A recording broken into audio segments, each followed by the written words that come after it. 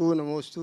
हे भगवान, मैं पूछना चाहता हूँ कि वैराग्य किस वस्तु को कहते हैं? जो वस्तु हम पसंद आती है तो बार बार उसी तरफ दृष्टि क्यों जाती है? जैसे हम उदाहरण के लिए, हमें आम पसंद है तो जहाँ हमने आम को छोड़ दिया है हफ्ते भर के लिए, लेकिन जिस दिन ठेले के पास से निकलते हैं तो वहाँ दृष्टि जरूर रुकती है।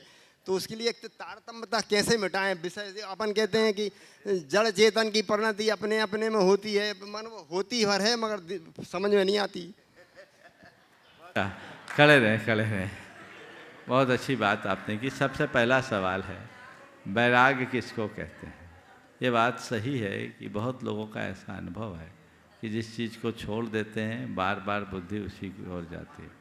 वैराग्य का मतलब वस्तु को छोड़ना नहीं, वैराग्य का मतलब दृष्टि को मोड़ना है। मैं बात दोहरा रहा हूँ, वैराग्य का मतलब वस्तु को छोड़ना नहीं, वैराग्य का मतलब दृष्टि को मोड़ना है। कल तक जो मुझे प्रिय या अप्रिय लगती थी, अब न वो मेरे लिए प्रिय है न अप्रिय, अब वो मेरे लिए केवल वस्तु है। इस दृष्टि की उपलब्धि का नाम ही वैराग्य है।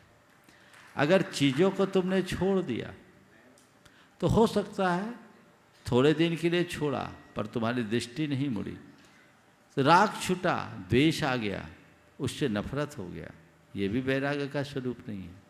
अब उसे निस्सार समझकर न राग रखो न द्वेष। घर में झाड़ू का तिनका जब तक ठीक रहता है तो रखते हो, और चिनका जब जीर्ण शीर्ण हो जाए तो उसे फेंक देते हो। फेंकते समय मैं फेंक रहा हूँ ये भी नहीं, ये कचरा है छोड़ने लायक, छोड़ दिया, फिर दोबारा उधर दृष्टि जाती है क्या? तो जब तक तुम्हारी दृष्टि न मुड़े तब तक वैराग नहीं घट सकता। इसलिए इस वाक्य को याद रखो, वैराग का मतलब वस्तु को छोड़ना नहीं, दृष्टि को मोड़ना।